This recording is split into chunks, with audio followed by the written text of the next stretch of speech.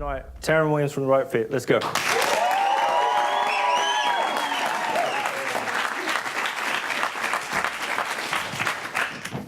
Thanks, guys. Very informal chat tonight. I usually start with a couple of questions about background. I'm super excited to see what you all ask as well. So, can you please ask really interesting and funny questions? No pressure. We'll get it going. I usually start with a question, was there a mother or father that was an entrepreneur? That's how far I go back. Okay. Yeah. Digging right back into the childhood. Okay. Yeah. No, my parents weren't entrepreneurs. They were super progressive parents, though. So whenever I say that, people are like, Is that walking around the house nude? That's what everyone thinks. So, did they take loads of drugs? Were they on acid? No, they were just really cool parents in that they let us explore and make our own decisions. We got to decide what schools we went to. We got to decide where we lived. We travelled and moved overseas a lot. And they would sort of say, okay, do you want to live in this country or this country? Do you want to go to this school or that school? Let's go and look at all the schools and you guys decide where you want to go to school. So they were just really progressive and sort of helped us form decision-making, powers and stuff from really early on. Was this with your mum's role, your dad's role? Both. They were both just, so my mum was a stay-at-home mum and an awesome parent and has been my biggest champion and supporter, ever since I was born. My dad absolutely loved his job and he was an environmental engineer, nothing entrepreneurial, but absolutely loved his job and had an amazing work ethic. And I think that's where I got my love of work from. I really, obviously, I have always loved what I do. And I think growing up seeing him super passionate about his work was probably pretty formative. I think the entrepreneurial thing came, because people always ask, is it born? Are you born an entrepreneur or is it something that you grow into? And I think back when I was starting my first business, there wasn't startup communities. There wasn't, no one spoke about being an entrepreneur.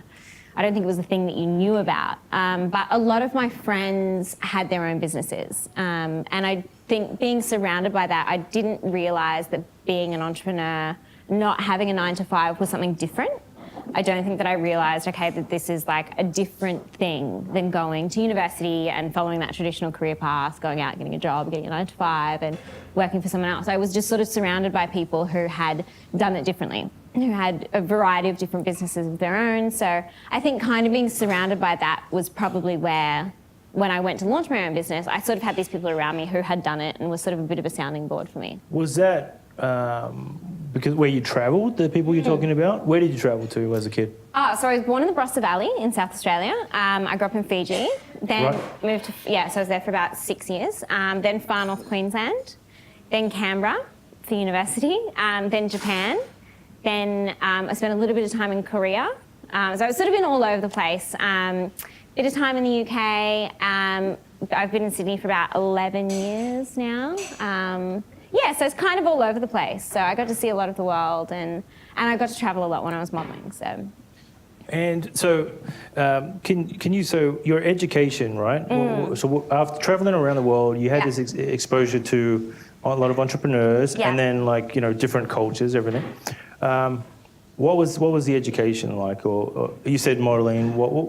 Tell me how this all kind of fits together. Yeah. So I started modelling when I was about 15. Super glamorous stuff like Westfield catalogues and the really cool, super cheesy. Lots of Take 5 magazines. I don't know if you've seen those. Real, paying a 30-year-old mum role when I was 18. So I started modelling when I was about 15. I got to travel a lot with that.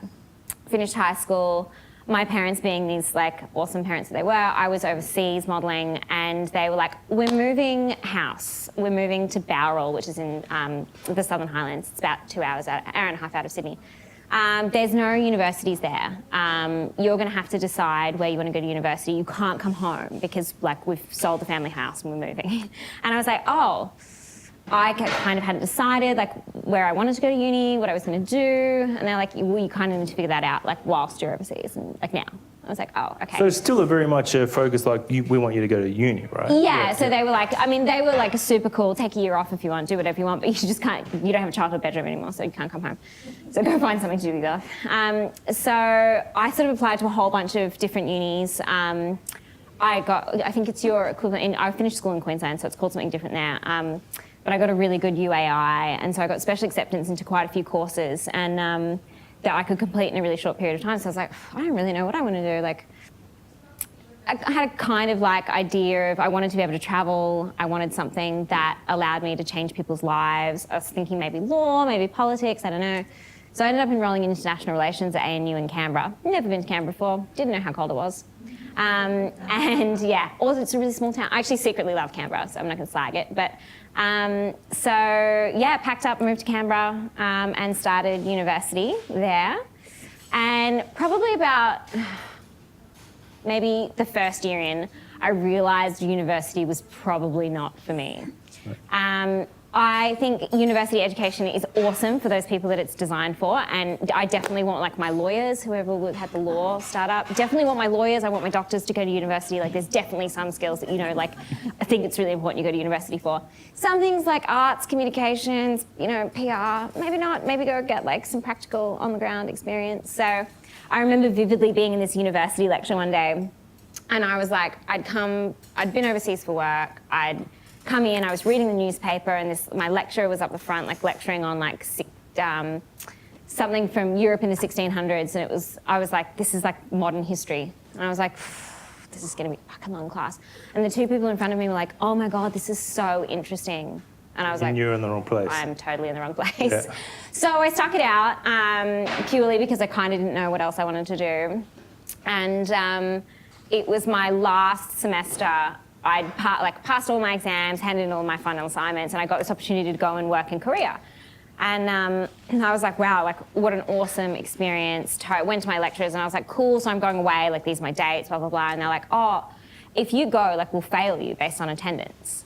And I was like, but like I'm studying international relations, I should get extra credit for this. Like I'm going to work overseas, like how does that work? Like I've handed everything in. And they were like, no, you still have to show up and get like your name marked off. It's a bit of bullshit. And I was like, oh, this is ridiculous. So yeah. I was like, look, the bureaucracy's always going to win. You can't fight against a union like that. And so I was like, you know what, this is totally a sign. Like this is a once in a lifetime opportunity to go and work in somewhere like Korea. So handed in my my notice and didn't get my degree. And I kind of always thought I'll go back and finish it at some point, which I clearly never did. And went and worked in Korea for a bit. So. What was the gig in Korea? So I was modelling over there and doing a little bit of production work, and it was definitely one of those situations that you put your parents in where they're like, wow, that was probably like a really naive and bad decision. I'd done no research on like what it was like in Korea. It was a really, really full-on experience. They confiscated all of our passports. We were like locked down. Like they took us over the border. It was a pretty full-on experience. There was definitely moments where I was like thinking I wasn't going to get to come back. Like we had armed guards on our doors and stuff. It was pretty intense. Right. But it was an amazing experience, and I got to like meet people from all over the world. They had people there from all different countries, and it taught me a lot. I mean, I was 19 or whatever, so it was a pretty interesting experience. When did the move to like the business side? So I'd been modelling for I don't know, since I was 15. So I was 21 when I launched the Blink. So I'd started sort of. I absolutely loved our industry. Like I loved the creative industry. I loved everything about it. I loved like it affords you all of these amazing opportunities. Like I got to work with some of the coolest, like most talented, like photographers and creative directors and art directors and advertising agents. Like it was amazing. But there were some things that just totally didn't make sense to me. Like models don't get paid until their agent gets paid, and then their agent holds money for like another 30 or 60 days. So like you could do a job and you might not get paid for like 6 months. I was like, that does not make any sense to me. And I was like, it's such a solvable problem, right? Like, and then agents and their clients, so ad agencies or producers or whatever, have these awful relationships. Like they fight, like they're not united towards a common goal. Agents and models have a horrible relationship. Like there's all these horror stories about people being told to lose weight, or that they're not pretty enough, or being threatened like we're going to drop you if you don't do this job. Like it was just a really, really archaic industry. And it seemed to me like such easy to solve problems. Like it's not that difficult to treat people decently and with respect, pay them on time. Like these are not like groundbreaking things. But our industry just seemed to have been left behind. No one had sort of ever innovated. And everything was also super, super manual. So like you would get like a phone call from your booker the day before the job saying like, okay, you've got a job tomorrow. It was not scalable. Like none of this process was scalable or sustainable long term. So there were so many models who were dropping out of the industry because it wasn't financially viable for them, and they couldn't organise the rest of their life around this sort of chaotic, And so I'd worked and I'd started working as a producer as well. So I worked for a couple of advertising photographers as a producer, and I was working as an event producer as well. What were they involved? So everything from, being client-side, producing, casting, so organising the photo shoots, booking venues, booking locations, casting talent, organising hair and makeup, working with creatives to actually come up with the concept and doing treatments. And then I was an event producer as well, so I show-called like a lot of Fashion Week, Trop Fest, like big outdoor music festivals. How are we doing here tonight? Like that. Awesome, nailed it, look. The Everything best. works. It's like the creme de la creme of startup events. Yeah. All over it. So I'd work client side as well, and so I could see from a client, like they were having all of these pain points as well. It wasn't like they were winning in this scenario. They were trying to book talent, and talent were kind of like, a bit reluctant to do the job because they're not going to get paid for 90 days or whatever. So why are they going to show up and do an amazing job for you if they're like not going to get paid? So that's, I think, where this common misconception about models being flaky or whatever was coming from. So I've always been super, super stubborn and pig-headed. My parents will tell you that. And so I was like, I'm just going to start an agency. Like, it's not that hard. Like, really, blissful naivety of someone who's never started a company. It's not that hard. I'll just start a company. I was going to start an agency. I'm going to treat people really, really well. We're going to pay our talent within 7 days. We're going to treat our clients really well. We're going to be on the same page as them. We're going to be united about what success looks like. And it's going to be super easy. Obviously, it's not super easy, but that's where the initial concept for Wink came from. And I wanted it to be, the name came from, I wanted it to be like a referral-only system, like a wink of acknowledgement. And so we had about 30 models on the books when we launched. It started really small. And I wanted it to just be clients that we knew and people that we liked and talent that we liked and people who wanted to do like a really awesome job. So very early on, relationships were very important, right? Yeah, super important. How can that be translated to the audience here and their startups and the importance of relationship? What advice do you Coming have? to things like tonight is a great start. I mean, it's all about networking. It's all about who you know. It's all about, I mean, that's why I say like getting a university degree is awesome, definitely for some people, but getting out there and getting work experience and networking and making sure you maintain those relationships and putting effort into them is so important. Like, networking is hands down. Like, my little black book of contacts was the reason that I could launch that agency. Like, I had these amazing relationships with talent that I'd sustained over the years, and then I had all of this like black book of contacts with client side that I could launch with and say, and they knew me and they respected me, and I'd put time and energy into nourishing those relationships. So when I said, look, I'm going to launch this agency, they were like, cool, we get that, we support you, we know you as a person. So tell me about the early days with Wink and getting that started and some of the issues. It was super hard, definitely. And I remember like vividly. Was this in Sydney too? Yeah. Yes, so this is in Sydney. So we launched just in Sydney. We didn't open the Melbourne office until we were probably 3 or 4 years old.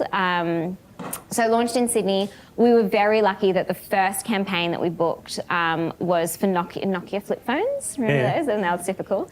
A global Nokia print campaign, and they booked 7 of our talent. This is back when like talent for those things were like getting paid huge amounts of money. So it was a global billboard print campaign. So launching, we actually had the cash flow to actually be able to launch, build the website. We started super lean, like website, mobile phone, no offices, like no support. And I did absolutely everything. Like I was answering the phone, and mainly because I'm a control freak also.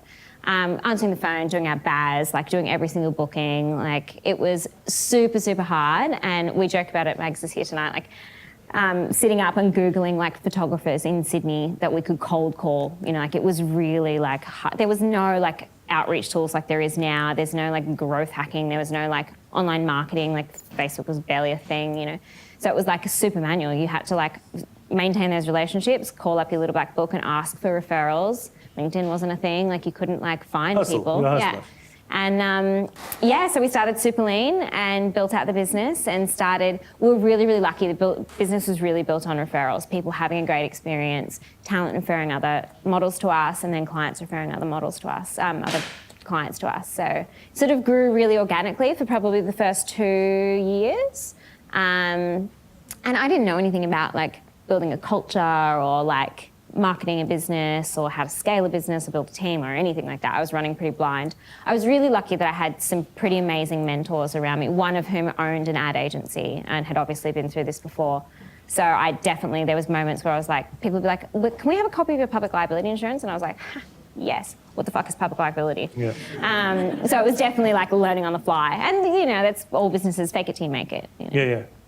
But how long before it was kind of comfortable for you? I was never comfortable. No, because you're always growing. It was always growing and going through different pain points and scaling.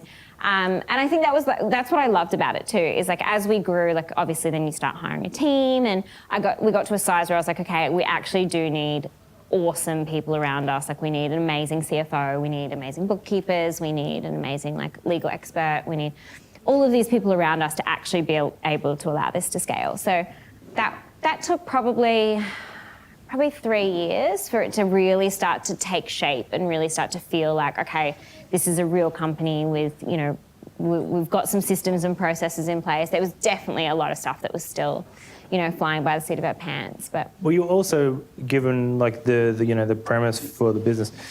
You were pushing back on clients too with the terms. Yeah. Kind of like disrupting how the terms were done. Yeah. So how did that conversation go with Nokia saying, well, you got to pay me within 5 days, you're paying these guys in 7 days? So we actually bankrolled all of the payments. So clients could still pay on their terms. Right. We tried to get them down to, initially it was 30 days, and we've got it down now to 14 days.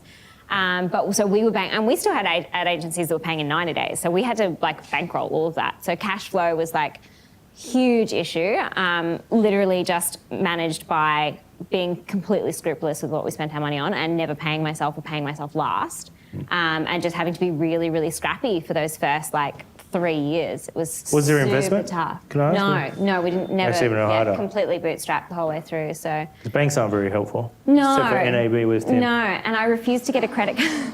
Yeah, except for that nice gentleman. Except for NAB, yeah. I refused to get a credit card. Like I didn't have a credit card until I was 30. Like there was all of these things that I was just like, no, we can do this if we're really, really smart with our money. We can make this work.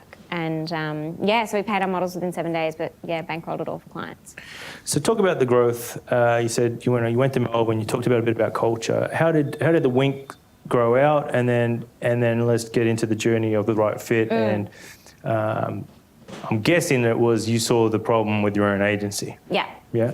Yeah, so Wink started expanding. So Wink's now got about 650 models on the books, Australia-wide. So it grew really organically. We had so much demand in the other states, which is why we opened offices there.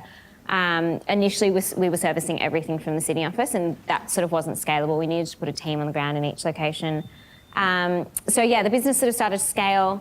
And that's where, so my first foray into technology was actually building an app for Wink. So blissful naivety of someone who'd never built a tech platform before as well. I was like, okay, I just need to build, we were like SMSing talent. Are you available for casting tomorrow? They'd be like, yes. Then we'd send them off to a client and say, yep, these are the 6 people that are available. Not scalable or sustainable. My mobile phone for years was like connected to the business. So like I didn't have personal SMS or anything because the girls and all the bookers in the office would be using it to SMS people like, can you go? What was your overtime? Blah, blah. Huge opportunity for human error as well, obviously, and people texting in like, yeah, I did an hour of overtime. People not invoicing the client for an hour of overtime. Nightmare. So I was like, okay, we need to build a system that can fix this. Surely, like, it's not that hard. What we'll do is we'll build an app that can check availability, just gives us like a little checklist of who's available for each job, and we'll just like send that to clients. So I went and met with some developers, and I was like, cool, this is the idea. And then I was like, while we're at it, like, why don't we build something that like tells us if they did overtime? And then what if it like checked their overtime against their initial booking? Why don't we like build a whole calendar management tool in there? And while we're doing that, why don't we build like an ability for them, like an onboarding process? So when they join, we'll have all their details and like we'll know if their shoe size changes or like, you know, their hair changes. And then maybe if they could upload photos. And then, why don't we actually build a Xero integration so it can automatically do our payroll? Turned into like this bigger than Ben-Hur project. And obviously I didn't have developers who were pushing back. They're like, awesome. Pay us all the money, like we'll build everything. It'll be ready in 2 years. Yes, yeah. So it took about 18 months, and it was a super, super expensive, I call it a really expensive university degree because it was like a super expensive way of learning how not to do technology. But what it ended up, we actually built a fucking amazing product. So we got to the end of this thing and I was like, wow, this is actually really incredible. We built something that allowed the business to scale. It meant that every time we added another 20 models, we didn't have to add another booker. And it also removed all the opportunity for human error in the business. And it meant that now anyone in the business can look up any client history, any model's history, see what campaigns they've worked on, see if there's ever going to be any conflicts in market. It's all contained in this one system. So whilst it was really, really hard, it was an amazing thing for the business. So I got to the end of that build. I got about halfway through the build and I was like, oh, imagine if we could white label this and sell this to other agencies. That's a brilliant idea. And then I was like, software as a service is a terrible idea. Imagine trying to like sell that to other agencies who have no idea about technology. Like it's taken you 18 months to get here. Imagine all the customization you're gonna have to go through. This is gonna be a nightmare. Terrible idea, don't do that. So I got to the end and I was like, okay, well, what if we could use it to allow clients to book talent directly? And this is like where the initial idea of the right fit sort of started forming. I was like, there is an opportunity. During that 18-month period, there'd been so many changes in our industry, like the advent of social media influencers, which just weren't a thing before. Clients wanting more relatable talent in their campaigns. So gone were the days of like a 19-year-old, 5'11" supermodel being featured in a Mercedes-Benz ad. It was like a 45-year-old relatable man who could actually afford to buy the car. So all of these things, all of these things were sort of changing at the same time. Budgets were changing because people were moving their spend online and creating these small bits of digital snackable content that needed to be produced. These always-on social channels that people needed to feed. So brands were like constantly shooting content. So it needed to be done like really efficiently and really cheaply, obviously. So all of these things were happening in the background and kind of creating this noise while we were building this platform. And I was like, okay, if we could solve that problem, because obviously influencers were coming to Wink and being like, can you represent me? And we're like, no, like you don't fit into any of our buckets. And Wink has a classics division and a sports division, all of these things, and we're kind of becoming all things to all people. And I was like, okay, we need to get really clear on what that business is about. And then, okay, with all of this work that we're turning away, because obviously for an agency to sustain, it needs to be financially viable to take on a job. So if we're turning away clients at anything that was under $500, it's like not worth our time. We make 20% of that not viable. So we were turning away all this work that was this sort of social content stuff. And I was like, okay, if we could direct that to a platform where they could self-service and manage that, but the heart of everything that I'd created at Wink was making sure that talent were protected and that they were paid on time and that there was contracts in place and that it was safe and secure. Not just going, we could have just created a Facebook group and gone, I'll post it there. So I thought, okay, if we can build something that manages the payment process so it's safe and we manage like the onboarding process for the talent, we make sure that they're good people, we're screening them, we're screening clients to make sure that there's no crazies, can we actually build a platform that this could be sustainable? And so that's where the idea for the right fit came from. So we started working on it about 18 months ago. Did you use the same developers just out of curiosity? No. We churned through like 7 developers building that first platform. No, we churned through about 3, building different parts of it. 7's a bit extreme, 3. And that was a big part of the reason that I brought development in-house this time. So, but going through that experience, I was like, it doesn't matter how prescriptive you are with developers. Sorry if there's developers in the room. I was like... There's a few. It's all right. Didn't matter how prescriptive you are. You're like, build me a contact form, need a contact form, here's the fields that I need, blah, blah. Even when I got to the point where I knew a lot more about, building out some wireframes and some UX first and going through that process, I was like, build me a contact form, this is what I need, blah, blah, blah. You get it back and you're like, great, it's an awesome contact field, but it doesn't send me an email. And they're like, but you didn't ask for that. You didn't ask me to send an email anywhere. And I was like, fuck. Need a people person. So I needed a product manager. So with this build, I was like, I knew it was going to be a big, chunky build, and I knew it was going to have a lot of complexities in the system. So I really wanted to internalize development. I really wanted a CTO or like really strong tech lead from the start, which is obviously super hard. Like if you are not, obviously I'm not tech background, to find someone and hire them and screen them. And obviously it's important to have a good cultural fit as well. So that process took longer than I wanted, definitely. And there was definitely moments where I nearly caved and I was like, fuck, we'll just get an agency to do it. That's big money. Yeah, so I stuck it out and now we have an amazing internal dev team who have just completely, And do you have your own designers that work on the other stuff doing UX? Yes, yeah. So we've got a full stack developer. We've got a full-time front-end UX UI and then 2 back-end as well. So talk about early stages, marketplace, chicken and the eggs kind of thing. Go through some of the problems for the marketplace and how you've overcome them and some of the early wins, I guess. Yeah. So very early in the piece, I read this amazing article, I wish I could remember what it was, about market networks. So I'd read a lot about like how hard marketplaces are, and I was like, I wanted there to be this inbuilt social element of a market network. So it's like marketplace, this sort of social integration, making it a place that it's not just transactional.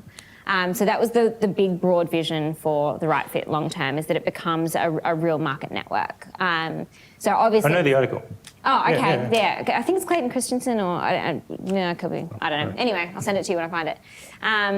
So that was sort of the big broad vision, and I was like, this is what I want to create. I know that we can build it. It's just going to take some time, and it's going to start out as a very transactional marketplace. Like, that's fact. It has to be. But in the background, we'll start building in all of the elements of like project management and some SaaS functionality, which is what we're about to launch in about 3 weeks. So. Building a marketplace is really hard. For anyone that hasn't built one, they're really fucking hard, and they take a long time to sort of get firing. And the really important point is getting that liquidity point, like getting both sides of the marketplace thriving at the same time. So obviously we were really lucky in that I had an established business of 650 models that we could port across or ask to join if they wanted to the marketplace. And we had this great, connection database of photographers and hair and makeup artists and stylists. And so in that aspect, I was probably pretty blessed. I had a huge domain expertise, obviously, to come in with. So we had one side of the marketplace, the supply side, pretty sorted from day one. And we launched that in December. Was there any... sorry, I want to cut you off because I'm rude. Unacceptable. No. We launched that in December and started soft onboarding people, and then launched the client side in March. Was there any concern for like your existing business? Yes. Like this is like, I don't know, I'm making 20% over here. Yeah. Now I'm going to make 6% or something on the clip. Yeah.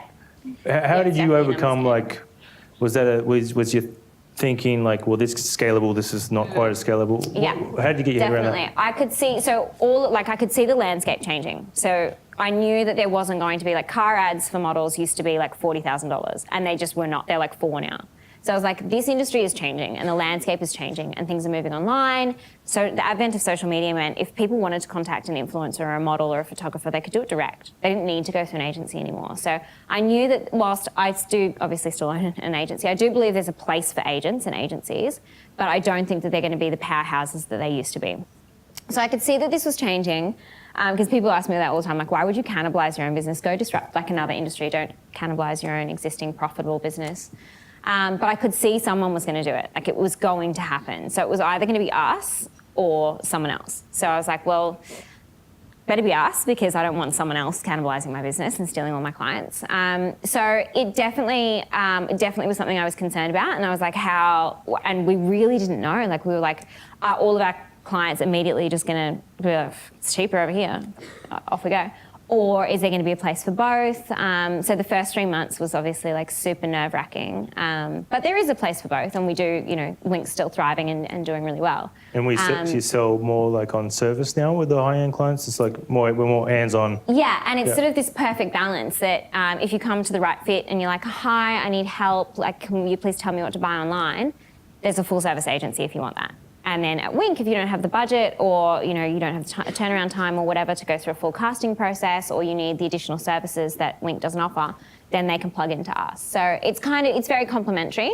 Definitely over time, we will cannibalize more of their business, I'm sure. I could say I'm not there anymore, but I don't work in the business day to day. So, do you think that you've made the right move, obviously, and when do you think it's? Well, tell me about some of the early wins. There must be some interesting stories around, say a woman that has a great Instagram following that now you're helping her make a living. Yeah. It's been super, and we built into the platform like a feedback loop for both sides, obviously client and talent, and it gets emailed to us every time someone does a job or gets a booking or whatever, and it's super amazing, like seeing exactly that sort of feedback come through where people are like, I literally joined yesterday and I've got my first booking and it's this $2,000 photo shoot, and I've been modeling for 6 months and I've never got a job before, and like I've got one in 24 hours with you guys. And so we see this awesome feedback come from both sides of the marketplace. So it is so rewarding, because obviously it's so fucking hard, like it's exhausting building a marketplace. So it is awesome seeing it work and seeing the positive feedback that you get from clients and from talent, and that you are actually helping people build a thriving career where they couldn't before. If they didn't have a way, especially social media influencers, they don't have a safe way to monetize their following. Like there were people contacting them on Instagram and saying, hey, can you just post for me? I'll pay $100, and then they're not getting paid, and all of the pain points that I'd seen before. So the fact that they can now safely conduct that transaction and know that they're going to get paid and know that it's all the public liability and personal property damage is all included in the transaction. So we make sure that they're safe, and that's super valuable for clients and for talent. How much of the iteration is happening based on the feedback? Daily. I mean, we're pushing out new features daily, and we split test everything, and we have heat mapping on the website. So we're about to do a huge release in probably about 3 weeks, which is a complete rebuild of the platform, which has been based on, everyone know, like your MVP is, you hack it together, you get it up super, super quick. And there's definitely things that I wanted to change. Whilst I do still think it's a really beautiful product, and I probably pushed our dev team a little bit too hard and was like, it's not going until it's perfect. And it was literally the day that I walked on stage last year at PauseFest that we launched the platform. I was walking on stage to talk about like the right fit, and we didn't actually have the fucking website up. And I was like, I don't fucking care what it looks like. You need to put it live now because I'm fucking walking on the stage. So I pushed them pretty hard because I did want it to be like, it's a beautiful industry. It needed to be a beautiful product, and I didn't want to launch with something less than that. But obviously there's definitely things that you go, if that button does not make sense. And we spent a lot of time doing customer research sessions before, during, and now, especially going into the new product launch, making sure that we're getting both sides right. And we built these internal feedback loops in throughout the product so that people can give us feedback as to what's working, what changes they want. And we spend a lot of time having face-to-face meetings with clients going, what else do you need? Like what other pain points do you have? So we're adding artists next as well. So like graffiti artists and topographers, cool, and sculptors and things like that. And sound, so like composers and musicians and DJs. Really cool. That are obviously a part of the creative industry. So yeah, so definitely always adding stuff and always trying to iterate and improve the product. Even just trying to get slightly better conversion rates, like just all the tiny little things that you don't think make a difference, like wording or, open rates in emails that you can slightly improve. What do you think, the obvious benefit I see to, startups here is like the ability to create a great marketing, use it as a marketing asset and have great models and people that just take your marketing to the next level, right? What other benefits do you see for startup community using? That's probably when I was speaking at a conference recently, and that was the real thing that really hit home for me, is that we're allowing people to produce content that couldn't produce content before. And startups is like the perfect example. We did a shoot with the Wine Gallery. Because otherwise you'd have your mum and your cousin in the thing, right? Exactly. Yeah. And like they could actually get like a professional photographer, real professional talent, professional hair and makeup artist, professional videographer, and they shot all of their content. And they're like a startup. Like there's no way that they would have been able to do that before. So that's like super rewarding to me. Obviously we work with like global ad agencies and Coca-Cola and like Shandon and people like that as well, which is awesome. Like great to see big brands embracing doing it a different way. But the fact that we're allowing like people who, both sides of the marketplace, talent who couldn't, monetize their following, or, hair and makeup artists in rural areas who couldn't get bookings before, so who can now do that. But startup, I know the hustle is real when you're a startup. Like it's every single cent counts. So if you can find awesome influencers to write about your product, then it's super cool. Is this a bootstrap business as well? What's the plan for this one? No. So we raised venture capital August last year, which was a whole different story in itself. So the product was about 4 weeks old. I know quite a few venture capitalists just from around the traps and being involved in. I'm on the board of Tech Sydney, and I'd sort of gone to see a friend who owns a venture capital firm, and they do marketplaces, that's their thing. And literally having like proper life crisis. I was like, what the fuck am I going to do? I'm allowed to swear, I didn't know. Yeah. Sorry, a bit late now. What am I going to do? I'm doing all of these public speaking engagements. There's this sort of brand Taryn Williams thing. There's Wink models, and now I've just launched this platform that I don't know if it's going to work. I don't know if it's a good idea. I've never built like a scalable international two-sided marketplace before. Like I'm way overcommitted. do I sell Wink? Like, how would that look? Am I going to have to do an earn out? Can I do an earn out when I've got a competing business? Like all of the questions. What do I do? And he was like, you should focus on the right fit. It's a fucking awesome idea, and you should raise capital, and you should do it now, and you should raise money with us, and yeah, like this. And I was like, as if I didn't have enough problems, like I don't need to raise capital now. So I guess I walked away from that being like, okay, I need to do this. We need to actually, if we're going to go big or go home. We were in a very lucky position that we didn't need funds to continue to grow and run the right fit. Wink could continue to fund that business, but obviously raising capital meant that we could do it much faster, and we could build out the team and, really spend some money on marketing and things like that. So went away and sat down with the team and had like a really, heart-to-heart conversation. Like, if we're going to do this, like we're going to go big or go home, and it's going to be like a really, really intense forever. No, I probably sold it as 12 months, but it's the rest of your life now. So do we want to do this? Like, are we going to do it? Or otherwise we can just try and grow more organically. We can continue to fund it. Obviously our marketing budgets are going to be limited, and you can't, grow out the team as quick as you want. So what do you guys want to do? And I spent, a lot of time talking to my mentor about it and going like, what would this process look like? And I spent a lot of time trying to reconcile it with myself and go like, okay, how much of my company would I be comfortable parting with? And thinking about like, okay, dilution down the track once you've done a Series A and B and C and whatever.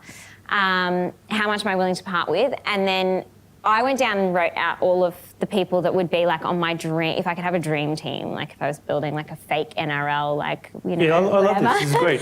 Basketball, like whatever, my draft pick. Who would I have like as my dream partners in the business? So I wrote them all out. And you're almost thinking to exit. Yeah. So or like a... Yeah. I was like, what would it look like? Who would they be? And then went back to the venture capitalists and said, okay, like, I think you guys know marketplaces. You are experts in marketplaces. I think like we would love to partner with you on this. Let's look at what that might look like. But in your notes, I'm just curious because I've heard like there was a very smart guy that did this from Singapore, and he would say he would look at his startup and go, "Here's the end game," and work backwards. And I love this because I never had many people that do it. Yeah. Do you put figures? Will you put in figures against like what I'm going to raise on my Series A? No. Well, we'd obviously built out like a financial model for about 2 years, but it's like. Oh, no, you got no idea what's going to happen. Like, literally, like it's guesstimating. Like, you don't know how many users you're going to have. So, no, we definitely didn't have like, I want to exit in 5 years' time and I want the company to be valued at X. But I knew what I wanted the journey to look like, and I knew what I'd learned from Wink was that I needed the right people around me. I knew I couldn't do it on my own, and I knew if I was going to do it a second time, because I knew how exhausting it was doing it the first time, I was like, this time I want like the best in breed around me from day one. So how can I get those people around me, and what's it going to look like? And so, yeah, went back to our venture capital partners, awesome at marketplaces, and said, look, can I keep a portion of the round? Let's agree on a figure and how much money we need to get to our next sort of raise and build out the team. But out of that, can I keep a portion of it and then go to my dream list and see if any of these people want to invest in our company? Because I want like the fucking best in breed. And they were like, yeah, okay, cool. Like, do that. They help facilitate any of those by chance? I'm like a massive LinkedIn stalker also. Yeah. So I'll hit everyone up on LinkedIn. And I'm so not afraid of a cold call as well. So I was like, they did introduce me to a few people that I wasn't personally connected with, but most of the people I was just like, hey, can we have coffee? I want to talk to you about something. Some of them I knew, like they'd sort of heard about the product and what we were trying to do, and they were related to our industry. So it was like sort of a warm touch, but others. Can we talk about the dream team? You're allowed to talk about yeah, so a lot of them, they're like most advertising people, production people, global CEOs of ad groups and things like that. So I was like, you are like the people that I need around me who know exactly, the market that we're trying to disrupt, and you are our perfect demand side client. So do you want to get involved? And so went and had some of those conversations and sort of finalised our dream team. It definitely took longer doing it that way than if we'd just taken the whole amount of money from Airtree, our venture capital partners. But it was super worth it because now we have this amazing, diverse sort of sounding board that we can go to and be like, I need your help solving this particular problem. Very good, Daniel. Both. Unofficially, John Henderson's actually on our board, but they unofficially are all like sort of floating board members and come in at any one time. So I think they're about the fucking smartest awesome. investors in. Yeah. I'd say They are. that and Rampersand, which is speaker Yes. for next month. Yeah, and they're amazing. And like I'd never been through a capital raise before, super intimidated by the whole process. And they were amazing, super transparent. Like their term sheets are online. And you know, I sort of reconciled myself with the things that I was willing to give up and things that I wasn't. And they were super happy to sit down. And I think that's really important. Like this is your company, it's your baby, and you're like getting married to these people. Like this is like forever or until you blow it up, you know. So you really need to be comfortable about the deal. So I spent a lot of time, like they obviously did their due diligence. We did a lot of reverse due diligence on them and spoke to all of their portfolio companies. What do they like to work with? Give me some like clear examples of how they've actually helped, like problems that they've actually solved. And sat down and spent a lot of time one-on-one with them and going through like, I'm not comfortable with this clause, like I can't reconcile myself with it. Like, can we negotiate on that, or can you? And because I think it's really important, like you've got to be comfortable with the deal. If you're not, don't do it. I'm curious about, coming from a creative background and dealing with venture capital, which is traditionally trying to keep it as lean as fuck, right? So they can put less money in.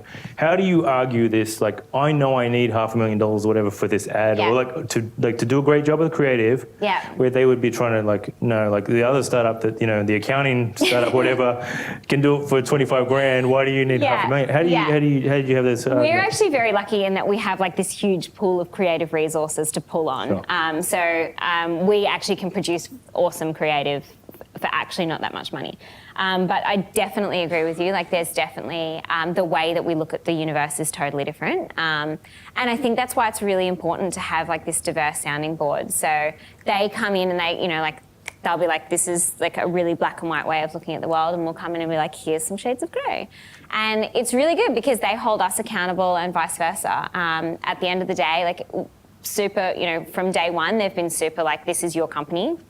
We can give you advice. Whether or not you choose to listen to it is completely up to you. So it's really good. It's there's so many times where I've been able to go to them and been like, I don't know how to solve this problem. Like, let's work it together, and just get a completely different perspective. And they've obviously been through this a million times before and grown many different marketplaces. Given the portfolio.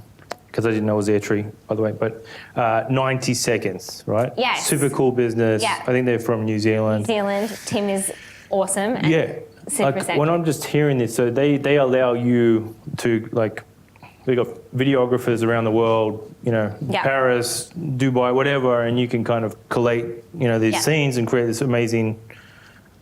I see so many similarities. Yes. Is there a way to kind of team that? Yeah, we actually do a lot of work with 90 Seconds. And they'd just made the investment in 90 Seconds. They just closed the deal probably just before they sort of started speaking to us. So they saw the natural synergies there as well. And Tim was very much about building a market network as well. So when we came in and we were like, we're building a market network, they're like, yes, you guys get it. It's not just about marketplaces anymore. There's lots of natural synergies, and I think it was great. They understood what we were trying to do, and they understood the size of the market and the opportunity there, and there was this need for this content, which was a new thing, like branded content and small bits of snackable, especially video content, that they're all about. So, you mentioned, artists and musicians and beat makers, all that kind of stuff. Tell me about the future for The Right Fit, and does that involve, geographic expansion? What are you thinking, or are you just trying to kill it in Australia? First, tell me what the future is. I'm sure I'm killing people's questions here, but then we'll go to the questions. Yes, so definitely bedding down Australia first and foremost, before we burn all of our cash going somewhere else. Definitely international expansion. That has always been the plan from day one. We actually share an office with Matt Rockman from Seek here in Melbourne, and he was like, there is enough market in Australia. Like, you don't need to go overseas. Like, there's a reason that Seek always stayed here. Don't think and don't feel pressured that you need to go overseas from day one. A lot of people think Australia's just a testing ground. We have to Vino Mofo. I see is he invested too? Because he's always liking your stuff. Justin is hilarious. Yeah. I spoke on a panel with, not Justin, the other one. whose name I forget. Andre. Andre, Yeah. yes. Yeah, classic. He is like this wise old sage. Like, I don't know if anyone else has seen him speak, but I'm like, you are just so interesting. I could listen to you talk for hours. He's amazing. They're awesome. They're awesome guys. So definitely bedding down Australia, making sure that we're launching this new product in, hopefully 3 weeks, depending on how our devs go.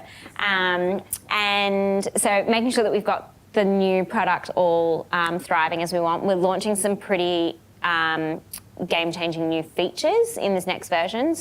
And a lot of this SaaS sort of product management back end to build out this market network. So once we know referral kind of stuff. I guess. Yeah, it's more so about instead of it being transactional, job-based now, you'll actually be able to build a project and unite your entire team around a project. So you'll be able to go, okay, I'm a startup. Over the next 6 months, this is what my marketing calendar looks like. I'm going to need videographers on these dates. I'm going to need photographers on these dates. I'm going to need influencers on these dates. And I want these people to be united around a product. So it might be like a launch event like tonight. I need cameraman, I need sound, I need, I don't know, whatever it might be. And then they can unite around a project. You can move them into group chats and it will allocate your budget out over the course of like a calendar. So trying to keep it really systemized for clients that they don't need to ever leave the platform. Everything's intuitively inside for them and really systemized and process driven. So that's coming next, as well as some additional talent side functionality. So launching that, making sure that obviously product is just kicking, making sure that we've really nailed Australia, and then definitely going overseas. So we actually have 2 people on the ground in New York already. So possibly New York, LA, or Singapore. One of our strategic partners has a big global head office in Singapore, so they're pretty keen for us to go there. So definitely international expansion, definitely obviously looking at what talent categories are thriving, and how these new additions go. And there'll always be the opportunity to add more creative talents. So we get a lot of demand for like DOPs and producers and things like that, but we'll probably leave that to 90 seconds for now. Well, demand side can come from anywhere at the moment, right? Yeah. And I imagine it is. Yeah, exactly right. So yeah, that would be how you clients. figure out where you're going next. Yeah. Let me take some of these questions.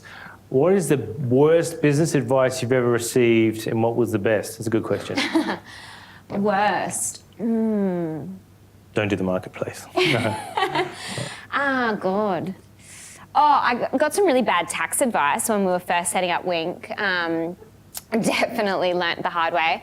And we couldn't claim the R&D grant. The Wink was initially set up as a trust, purely a trust, not a proprietary limited inside of a trust. And so to claim the R&D grant, as you probably all know, it has to be a proprietary limited company. It can't be a trust. So I actually had to sell the company from one entity to another entity and pay stamp duty on the transfer of my own company. It fucking stung. So that was really bad advice. Best advice, probably around hiring, and I'm not great at hiring. Sorry, Maggie, who's in the room, from my team, you can stay. No, I really struggle. It's definitely not something that comes intuitively to me. And one of the things that, I'm sure Craig won't mind me saying this, Craig from Airtree had said to me, in the early days, hire 2 people at a time, and for one role, and tell them in 6 weeks the best person will get the job, and fire the other one. And I was like, oh, that's so brutal. I don't know if I'm ready to be that much of a bitch. That's pretty harsh. And he was like, no, but you will learn, okay, maybe you don't want to go that extreme, but you will learn, you need to just fire really fast. You need to, find people, see if they're the right cultural fit. If you're not, don't try it, because I have an awful habit of no, but we'll change your role and make it more like this and see if we can work around you. You just got to be like, this is not working. I'm going to free you like a little bird to go and do something that you're really good at and hire someone who's more suitable for us. We had Collis from Invita, and he said that he would just figure out that he needed to hire a head of PR or whatever and then ask them what they'd be doing. Right? Love that. Love enough that. to the next interview he'd know a little bit more. Yeah. Anyway. That's awesome. Do the clients of the Right Fit expect to pay less for talent than through Wink? Oh yeah, I guess you answered that a bit, but do you expect professional rates will drop as a result? Yeah, this is really interesting. This is what everyone says about marketplaces, you're going to bottom out the industry, you're going to kill, professional rates. It's the same issue that 90 Seconds had. Everyone was like, this is the death of advertising. If people can go online and get an ad made through you guys for $5,000, why are they going to go to advertising agencies and pay $50,000? I totally believe that there's a market for both agents and online marketplaces, obviously. I think budgets have changed. That's a fact. And that didn't happen because of marketplaces. That happened because of the change in content. And so clients come to the Right Fit, they do get to set their own budget, and it's a pure marketplace system. So if you want to accept that job based on that rate, you can, and you can negotiate exactly like a freelancer or an air tasker. So I don't think that we are going to be the reason that rates change. I think that we allow people with a set budget. We have this conversation with clients all the time. If you have $10,000 to hire a videographer or a model for your campaign, you're not going to be like, I'll see if I can get one for $1,000 instead. Like, you want the $10,000 talent, right? You get what you pay for. But if you've only got $1,000, there's no point in going and asking the $10,000 person, are you going to do this job? And they're going to say, no, my rate's $10,000. So this allows you to find someone that works for your budget. And it allows creatives to have control of their career again. Because what we were finding, horror story. So one of our clients, global international retailer, I won't name them, but we're relaunching a very, very cool Aussie fashion brand that they'd acquired. And they'd picked the model that they wanted to use for the campaign, rang the agency, and they were like, cool, we've picked this model, think she would be awesome for this relaunch, like fucking cool, sexy campaign. Is she available? 3 days later, like no call back, and they're like following up. This is the CEO of this like global group as well. Just following up, have you heard from her? Is she keen? And they're like, oh yeah, I haven't heard back, we'll call you back. 2 days later, he's like, I kind of need to make some decisions on this. Like, we really want to shoot it next week. I've got the photographer locked down. Like, we're doing all the creative. Is she or is she not available? It was $100,000 for the model. Like, pretty cool campaign. We think she'd like be great. And they were like, oh, look, she's actually focusing on her acting work at the moment. So she's not going to be available. Here's the girls that you could have instead. And he was like, oh, really? Like, it's pretty cool. It's not like a tampon ad or something. Like, I think this is like going to be like really cool for her. And anyway, local Sydney guy, Bondi guy, bumped into her down at the beach and was like, gutted that we couldn't get you for that campaign, like so sold on you. And she was like, what campaign? Never been asked. She's working in a cafe. She's like, $100,000 would have changed my life. Like, this agency had just decided, no, we want to position you this way and we want you to focus on these things. And instead we'll give you these girls who are our current favourites, who, whatever.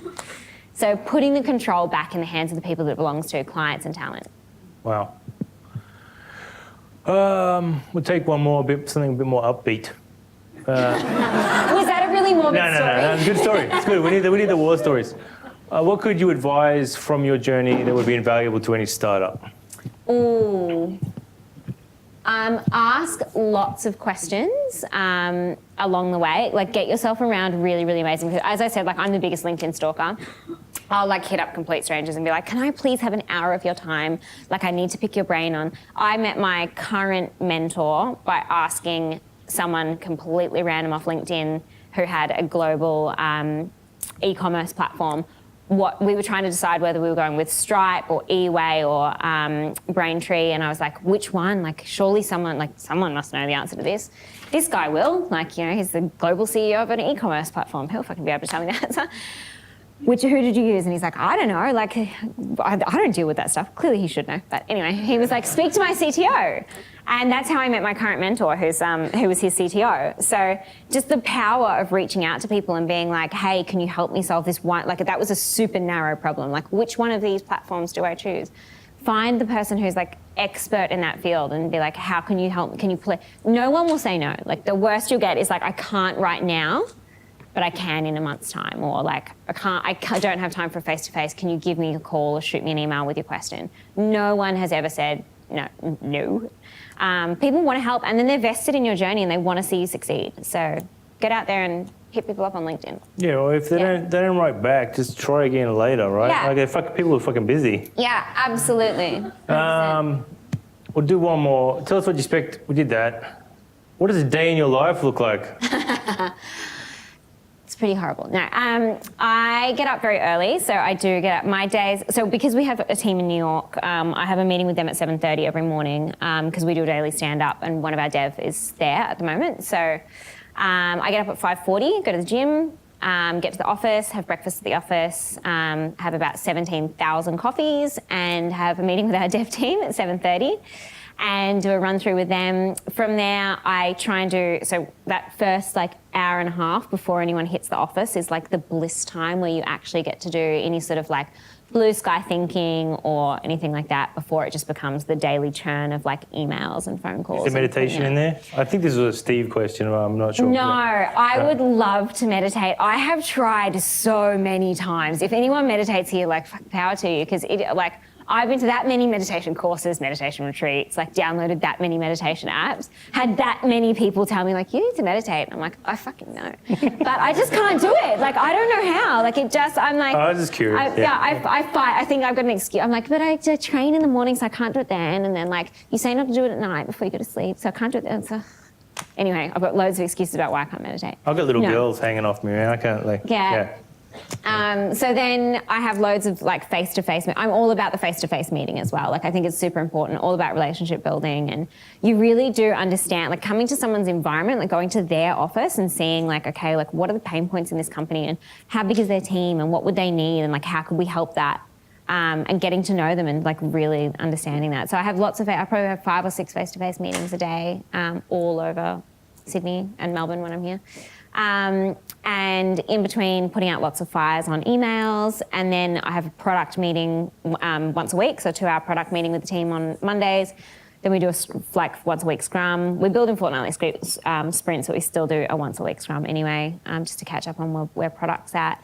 And then 2-hour finance meeting on a Wednesday, and then 2-hour PR meeting once a week as well. And then Saturdays I come in and it's like my day of clean up and catch up. And that's where I do anything that's like PR related, writing op-ed pieces. Like I think it's really important to keep abreast of like what's changing in your industry. So writing op-ed pieces, anything that's like not day-to-day stuff gets done on a Saturday carve out. And then I try not to work on Sundays. And I try to come home 2 nights a week for dinner. That's my new rule. It's my new KPI. It's being home for dinner, trying my best. I want everyone back on their feet. A big thank you, Tara, for coming out tonight. Ooh. Thank you very much. Thank you. Thank you.